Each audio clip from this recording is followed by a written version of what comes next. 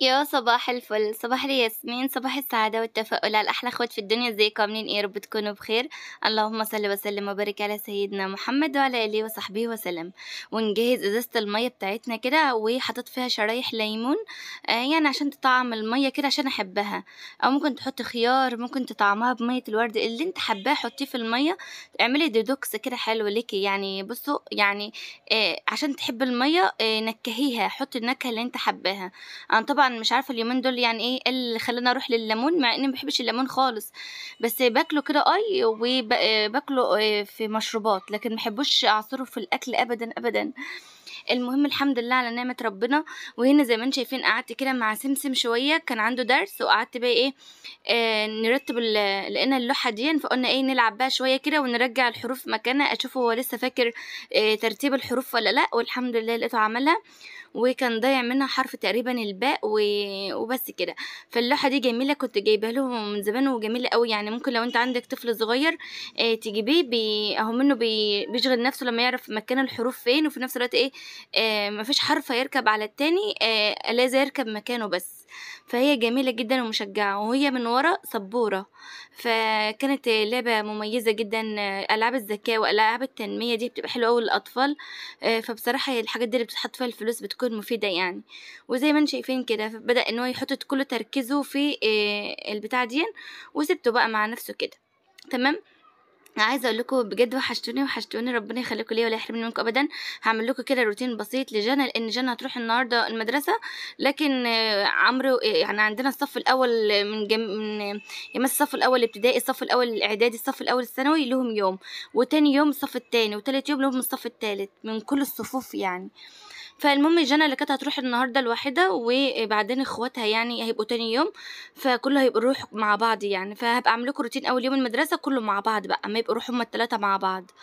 جانا في أولى ثانوي، سمسم في تانية ابتدائي، عمرو في تانية إعدادي. ربنا يا رب ينجّحهم ويوفقهم وينجّح لكم ولادكم يا رب اللهم آمين. كان عندي شوية هدوم كده من على الحبل، فبدأت إن أنا ألمّهم. طبعًا جانا خلاص بدأت المهمات تقل من عندها بقى وتركّز في مذاكرتها.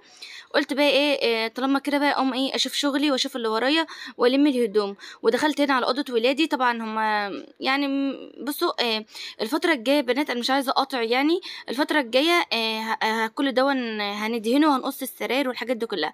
لإن أنا لسه إن شاء الله بإذن الله هاروح يعني حد يقسّطني في موضوع المراتب الفايبر ديًّا، وأجيب مرتبتين لولادي، ولسه هاقص السرير ده، ولسه هادهن الأوضة وأدهن المكتبة ديًّا فأنا مش هارتّبها معاكم، لإن ولادي أصلًا ما بيناموش في الأوضة دي. فاهماني؟ يعني إحنا يعني عملت فكرة البطاطين اللي محطوطة على السراير دي، لقيتها بصراحة بتتعب ضهر ولادي، وما رضوش إن هُم يناموا يعني بصراحة، وأنا ما رضيتش إن أنا أخلّيهم يناموا هنا، فباسيبهم ساعات يناموا في أوضتي وكده يعني.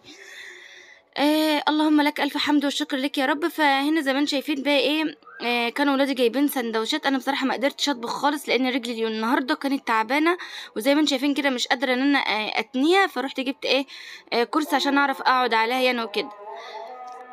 واستنيت يا بنات الأذان يخلص وبعد كده إيه أكمّل معاكم. وزي ما أنتم شايفين كده قعدت بقى قدّام البوفيه ده. أنا عاملاه مكتب من فوق لعمرو حاطط عليه كراساته وحاجته. بس الفترة الأخيرة بقى طبعًا كُلّه بُصّوا يعني الأوضة كلّها اتكركبت في بعض. الفترة الجاية إن شاء الله أنا هاجيب نجّار زي ما قُلت لكم وهاقص السراير ديًّا. أنا قعدت أقول لولادي مش كان نِفْسكم في سريرين فوق بعض، قعدوا يقولوا لأ خلاص بقى مش عايزين نطلع ننام فوق. فأنا زي ما قُلت لكم بقى إيه الأيام الجاية هادهن الأوضة، وهافضّي كل الكراكيب دي كلّها أطلّعها برّه. وهنا بقى باطبّق الملايات وطبعًا باطلّع الحاجات ديًّا اللي هابدّل فيها في حاجة الرُكنة، يعني هاشيل بقى التكويات بقى المفروشة وأحُط دول مكانهم. باطلّع بقى ستارة المطبخ والحاجات دي كلّها. هي الهدوم الحاجات مترتّبة ونضيفة، بس كان آخر مرّة بقى إيه، كنت باحُط كام الملاية كده، ما كنتش باقدر إن أنا أتني ركبتي أوي ولا أطوّل حاجة لمّا كنت تعبانة يعني. بس كده، وزي ما أنتم شايفين ما خدتش معايا وقت لإنّها كانت مترتّبة يعني وكده. بس يا بنات، فأنا بافكّر أستغنى عن القطعة دي أصلًا لمّا آجي لو السريرين اتقصّوا مش هيبقى لها مكان يعني وكده. عايزة أقول لكم البوكسات اللي محطوطة في المكتبة دي، فطبعًا في حاجات فيها ألعاب وفي حاجات فيها كراسات، كنت مفنّطاها معاكم قبل كده، وحاجات فيها بقى إيه، ألعاب ولادي، يعني البوكسات البرتقاني دي فيها ألعاب بتاعة سمسم. المرّة الجاية أبقى أصورها لكم وأوريها لكم يعني وكده وإحنا بننضف الأوضة، ولإني هادهن المكتبة ديًّا وكل ده. فهنا أنا مسحت الدولاب لإن احتمال كبير ما ادهنوش من جوّه، يعني هادهنه من برّه بس، فاهماني؟ بس كده هابدأ إن أنا بقى إيه، أجيب قماشة كده وأبدأ إن أنا أمسحهم من التراب وأرُص الحاجة بتاعة ولادي. هاخلّي لهم البناطيل كلّها فوق، لإن البناطيل لاحظت هي البناطيل اللي مكعبلة الدنيا فوق بعض، اللي هي بُصّوا، أنا ولادي اليومين دول بيلبسوا قشرات، يعني الجو حَر بقى بيلبسوا تيشيرت مع شورت، فالبناطيل بقى لها فترة كبيرة مش بيلبسوها، بس كل ما أطوّل هدوم يفعكشوها. فأنا قررت إن أنا إيه، أنا اللي أجيب لهم اللبس بعد كده، يعني أنا نبّهت عليهم قُلت لهم اللي هيمد إيده على الدولاب مش عارفة أنا هاقول لكم إيه فأنا اللي هاطلّع لكم اللبس. فأنا هنا بقى كنت هنا بقى السجاد بتاع الصلاة بتاعهم حطيته كده في جنب، وبدأت إن أنا أطبّق بقى البناطيل والحاجات دي.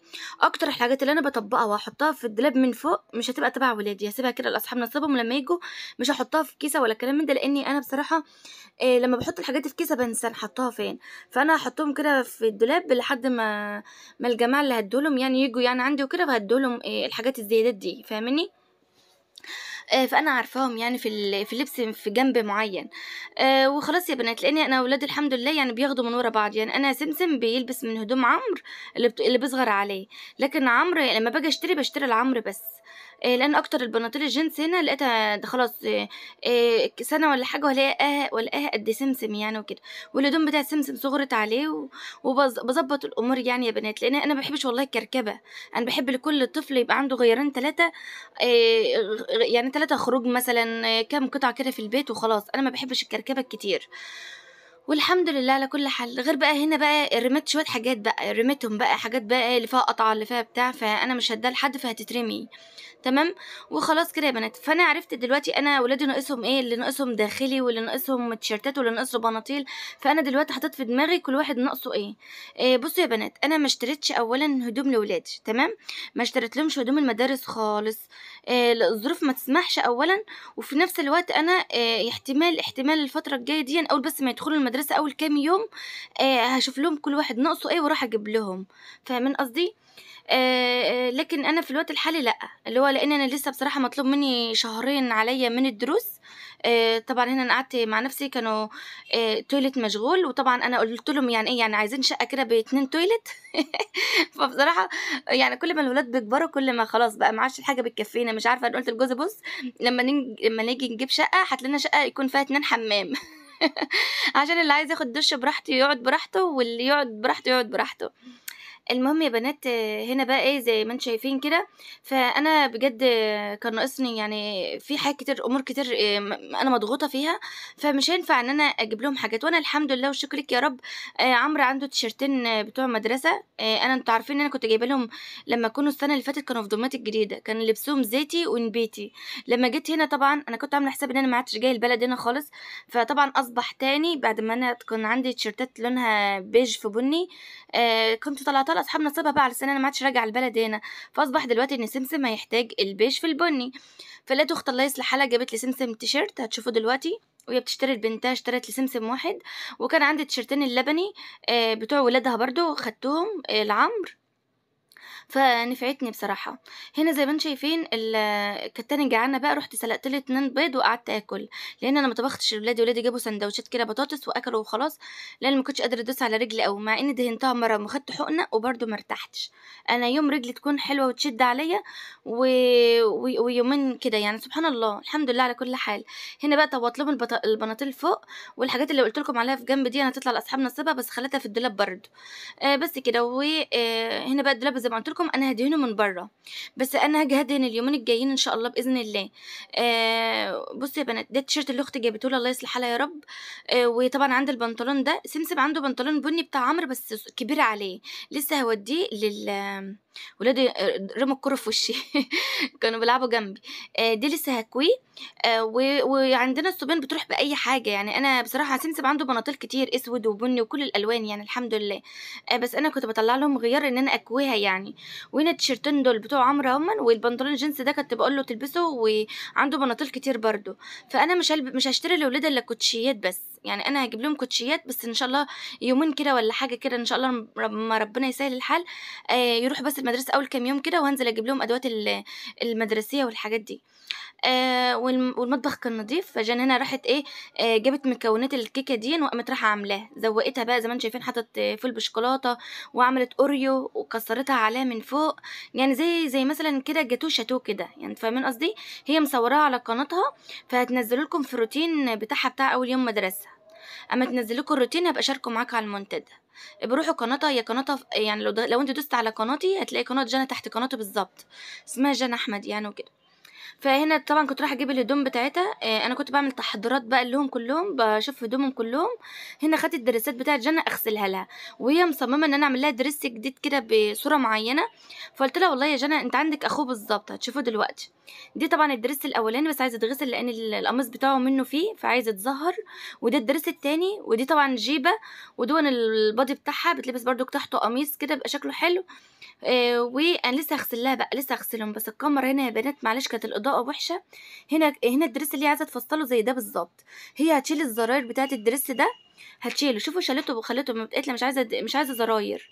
وعملت الفلونكنتين دول بالكروشيه، قُلت لها: "ماما شكلهم حلو شيليهم، أنا هاجيب لِك وردة واحطهم لِك هنا، أجيب لِك ورد أبيض واحطه هنا." قالت لي: "لأ يا ماما أنا عايزاه بالشكل ده." قُلت لها: "خلاص أنتِ حُرّة." فهنا بقى بتضبّط أمورها، وطلّعت الإسترتش والطرحة وكل حاجة، لحد إن شاء الله ما بإذن الله زي ما قُلت لكم يومين بس بإذن الله، وأنزل أجيب لها قميص أبيض، وأجيب لها كوتش، وأجيب لها كل اللي ناقصها بإذن الله. وهنا مسحت الكوتش يعني يعتبر هو بتاع أخوها يعني، وحاطّة لنا اسمه إيه ده، ال آمم الرباط بتاع الكوتش حطيته في كلور وبقى أبيض وزي الفل واتغسل. وهنا زهّرت لها القمصان، وكمان زهّرت هنا التيشيرتات، كام تيشيرت كده كان بتاع عمرو. قُلت أمّا أزهّره بالمرّة وكده، يعني غسلت الأبيض كلّه مع بعضه وزهّرته يعني، تمام. وهنا الدريس الكُحْل اللي فيه قميص أبيض ده برضه زهّرته بالمرّة. والهدوم لمّا نشفت في الشمس كانت شكلها جميل وزي الفل.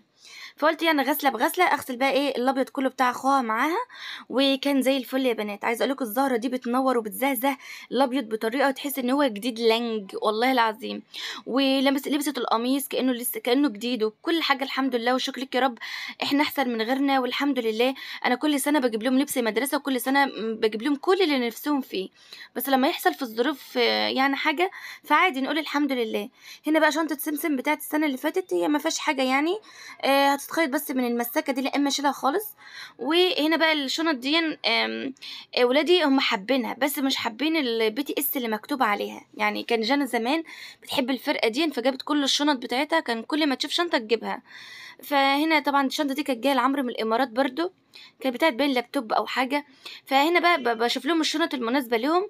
قالوا لي: "يا ماما إحنا حابين شنط BTS دي للمدرسة، لإن طبعًا ما تنفعش للدروس لإنها خفيفة، يعني لو اتحط فيها كُتب تتقطّع يعني." فاهماني؟ فجبت لهم اللي هو الأسيتون ده أو اللي هو بتاع مُزيل المانيكير، وأرُش على الرسومات بتروح. بس أنا طبعًا ما كانش ليّا خُلق إن أنا أكمّل، لإن كان عينيّا دايخة يعني وتعبانة، فما قدرتش إن أنا أكمّل يعني. بس عايزة أقول لكم الفكرة دي حلوة، لو عندِك شنطة وعايزة تشيلي الرسومات من عليها، بتجيبي الأسيتون ده والّا اسمه إيه، وتبدئي إن أنتِ إيه، مُزيل المانيكير ده، وتبدئي تشيلي، بيشيل الرسومات وهتتشال معايا بمنتهى السهولة زي ما أنتم شايفين أهي. تفركيها بقى في وِرشة، تفركيها بإيدِك، هتتشال معاكِ بمنتهى السهولة. قعدت أدعك كده لحد ما اتشالت. مرّة في مرّة في مرّة مش هتلاقي الأثر بتاعها خالص، تمام.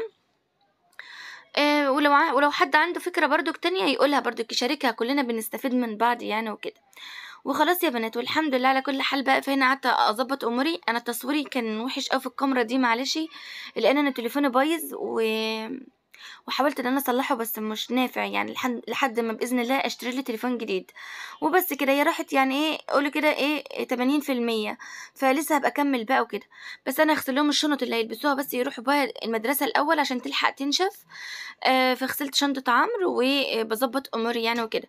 فشغّلت بقى شوية مَيّة كده وحطيت عليها كلور كده حاجة بسيطة، كلور ده سايب يعني، كلور حامي كده باجيبه للتويلت. فقُلت بقى أحط كده شوية تولت كلور.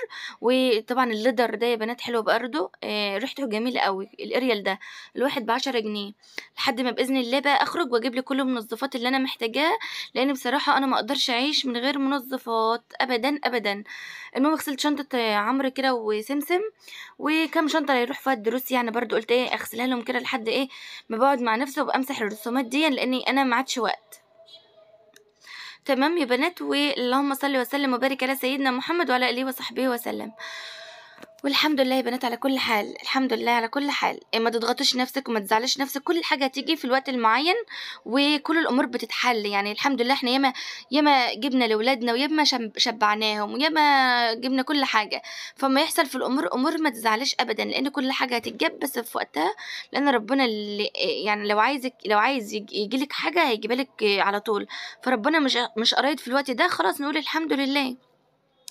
فهنا جانا بقى كانت إيه خلاص نامت وصحت تقريبًا ودوًا. آآ جانا هنا بقى كانت خلاص هي اللي هتروح المدرسة أول يوم.